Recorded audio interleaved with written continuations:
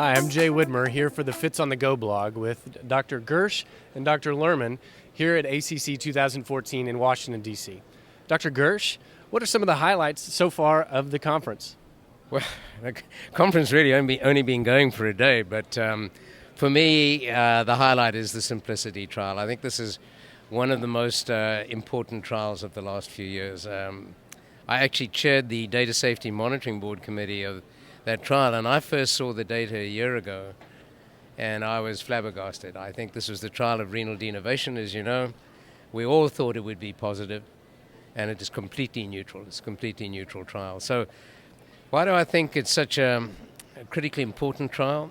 Well, it may be important in terms of whether renal denervation as a procedure continues. I don't think we have the answer to that yet. But what we do know from this trial, it shows the power of the placebo. This was the first randomized, blinded study of renal denervation. And prior to that, we'd seen 20, 30 millimeter drops in blood pressure. So I think this trial tells us a lot about regression to the mean in people with hypertension, which is a very labile disease, and the power of the placebo, the power of blinding.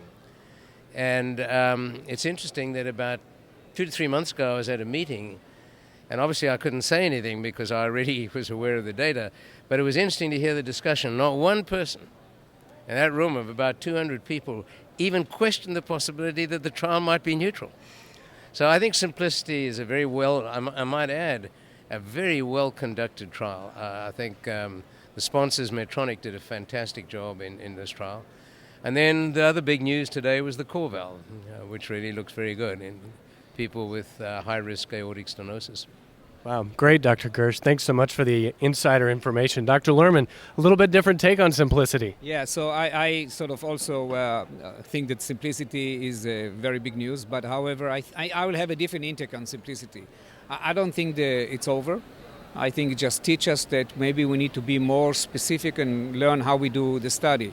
I think, in my opinion, one of the problem with the SYMPLICITY or the renal denervation field overall, that you actually don't have a feasible endpoint to know if you actually perform a successful procedure or not. You just do it and hope for the best.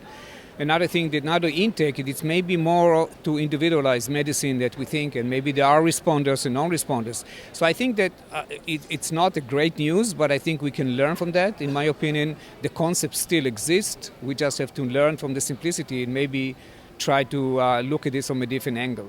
There may still be subsets of patients with high sympathetic tone hypertension that will benefit.